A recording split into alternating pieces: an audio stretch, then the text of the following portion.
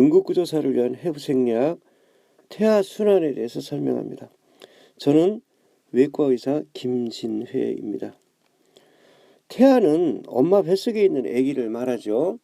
자궁벽에 붙어있는 태반과 탯줄로 연결되어 있습니다. 아기는 숨을 쉬지 않기 때문에 아기 폐 속에는 산소가 있는 공기가 없어서 폐로 가는 혈액순환, 즉 폐순환은 아무런 의미가 없죠. 그리고 아기는 음식을 먹지 않아서 장에서 간으로 가는 문맥 혈액 속에 영양소가 없습니다. 그렇기 때문에 간 순환도 큰 의미가 없죠. 이렇게 태아 때는 특수한 조건이기 때문에 엄마 뱃속에서 나왔을 때의 혈액순환과 다른 조건을 가지게 되는데 이것을 태아순환이라고 그러고, 태아순환은 어떤 특징이 있고 출산과 더불어서 엄마 배 바깥으로 나와서 숨을 쉬고 음식을 먹으면 이것이 어떻게 변하나에 따라서 한번 알아보도록 하겠습니다. 먼저 태아순환의 전반적인 특성을 알아보겠습니다. 태아는 심장 및 간의 기능이 불완전하고, 특히 간의 기능이 불완전해서 생후 수일이 지나면은 눈과 온몸이 노란해지는 신생아 황달이 걸리죠. 그죠? 곧 바로 좋아지긴 합니다만은. 그리고 폐와 소화기의 활동이 없다 그랬는데, 폐의 활동이 없다는 것은 이제 숨을 쉬지 못한다는 거죠. 그렇기 때문에 산소를 호흡을 통해서 받아들일 수 없고 이산화탄소를 호흡을 통해서 내보낼 수가 없는 거죠. 그죠? 그리고 소화기의 활동이 없기 때문에 영양물질도 소화기를 통해서 받아들일 수 없고 노폐물도 소화기를 통해서 배설할 수 없어요. 그죠? 이런 모든 것을 여기서 모체의 태반을 통해서 얻는다. 즉 산소와 영양물질을 엄마의 태반을 통해서 얻고 이산화탄소와 노폐물의 배출도 태반을 통해서 내보낸다. 그렇기 때문에 여러분들, 엄마는 아기를 가지면은 아기에 필요한 산소와 영양소를 대신 섭취해야 되고, 그 다음에 불필요한 노폐물과 이산화탄소를 대신 배출해야 되기 때문에 엄마는 커다란 대사 그런 부담을 지게 된다라는 거죠. 태아순환의 전반적인 경로를 알아보겠습니다. 여러분들 아기 가슴 속에 이제 이렇게 폐가 있죠.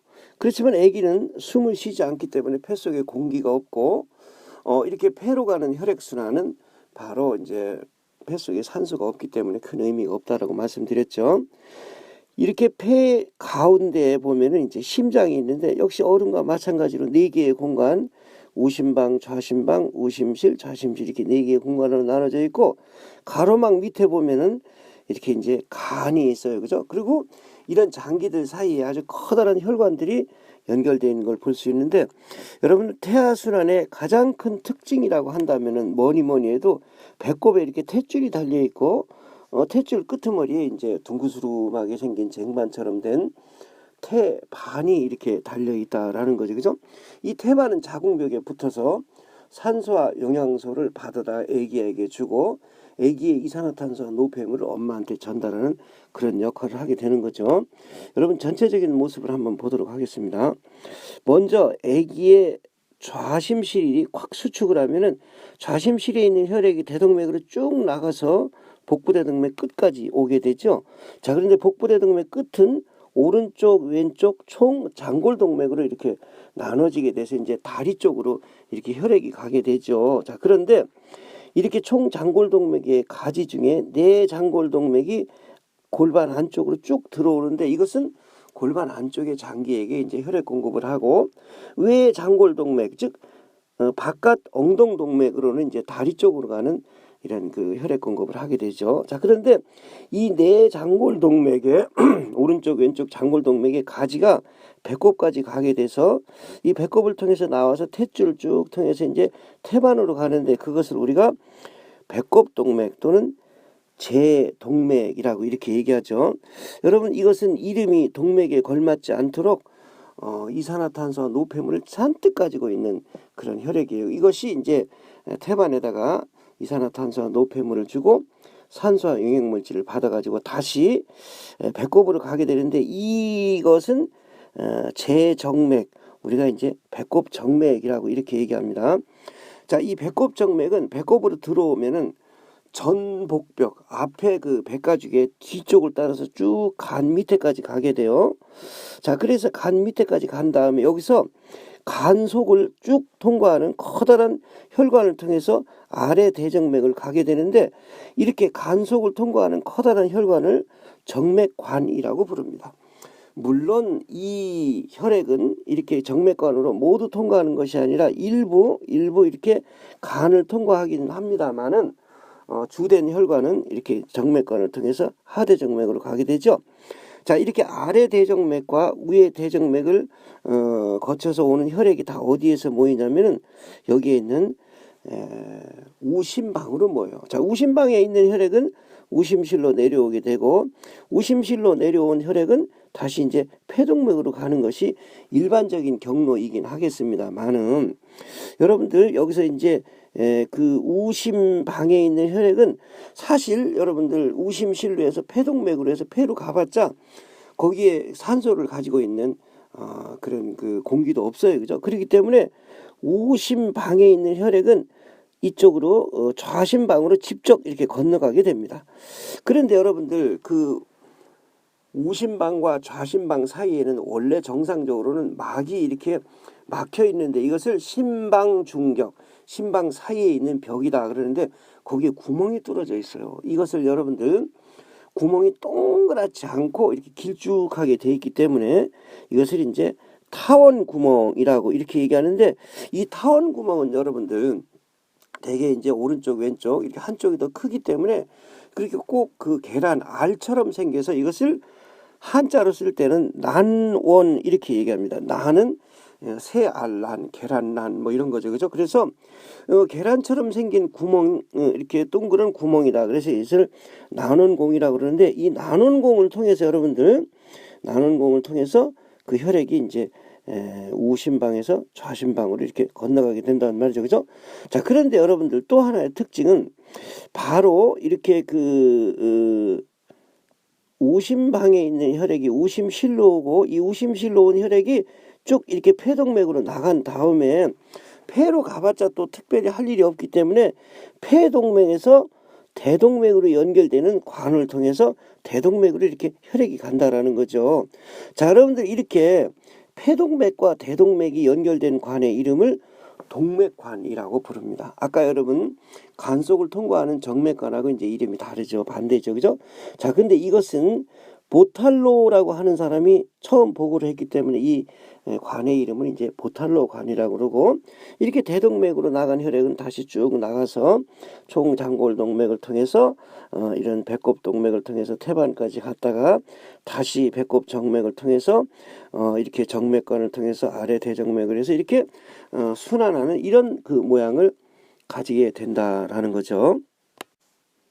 자, 그러면은 태아순환의 특징을 한번 보면은 가능한 한 혈액 순환로를 짧게 해야 되는 단축 순환로가 중심이 되고 있다. 자, 여러분들 이것은 뭐냐면은 폐까지 가봤자 폐 속에 산소가 없기 때문에 폐를 이렇게 돌아가는 우회로를, 즉 이렇게 순환로를 짧게 하는 우회로를 가지게 된다라는 거죠. 그죠? 이렇게 단축 순환로가 중심이 되어 있고 생후 혈액 순환과는 매우 다른 구조들이 필요하다. 자, 그래서 여러분들 아기에서만 특별히 필요한 그런 구조물들을 살펴보면은 아까 여러분들 그 태반으로 가는 배꼽 동맥, 그리고 태반에서 돌아오는 배꼽 정맥, 간 속을 통과하는 정맥관, 그리고 우심방에서 좌심방으로 가는 구멍 난원공, 그리고 폐동맥에서 대동맥으로 연결되는 동맥관, 이 5개는 아기였을 때만 있는 태아순환의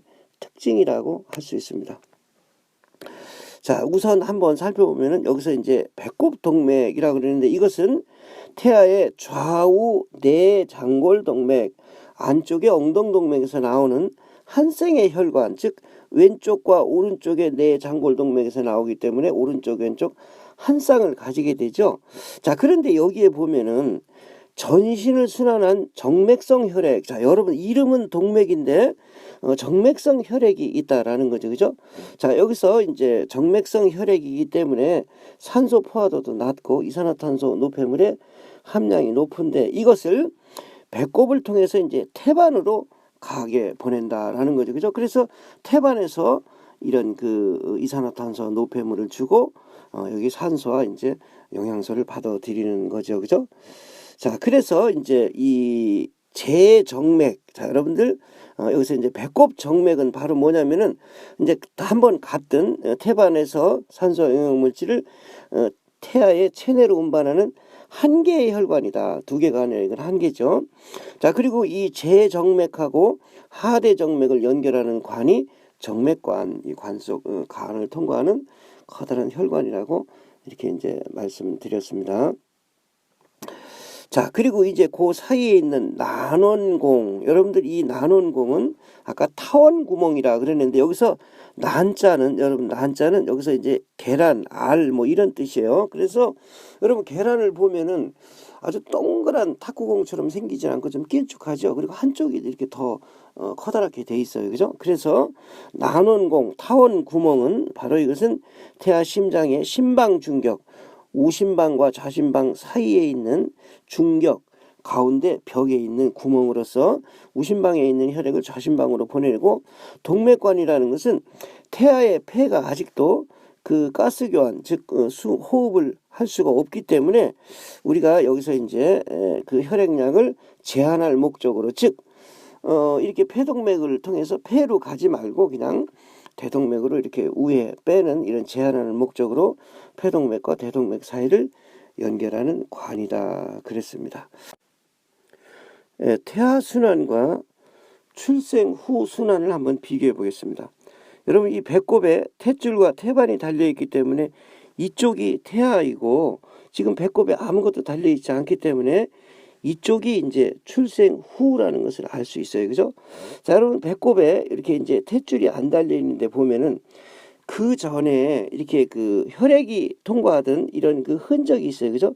여러분 요것은 바로 뭐냐면은 배꼽 동맥이었는데 지금은 혈액이 다니지 않죠. 이렇게 되면은 이것은 배꼽 동맥삭 또는 배꼽 동맥인대라 그러는데, 여러분들 우리가 여기서 이제 삭자는 보통 한자로는 이렇게 씁니다.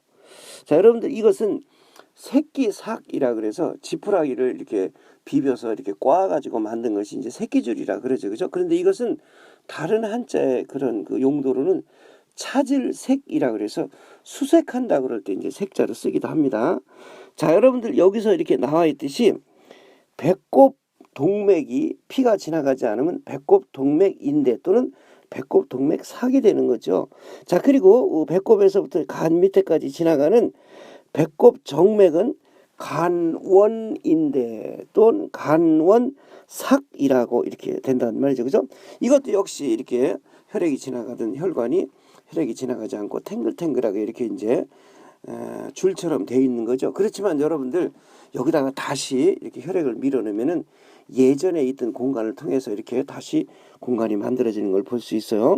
자, 그리고 여러분들 우리가 이 간 속으로 정맥관이 있다 그러는데 이 정맥관도 역시 피가 지나가지 않으면서 정맥관 삭으로 되고, 자, 여러분들 우리가 이제 그 우심방과 좌심방 사이에 구멍이 뚫어져 있다. 그래서 이것을 난원공, 타원 구멍이라 그랬는데 이 구멍이 막히면서 예전에 구멍이었던 흔적이 이렇게 푹 꺼져 있는 데가 있어서 이것을 타원 오목, 난원 와가 된다 그랬어요. 그죠?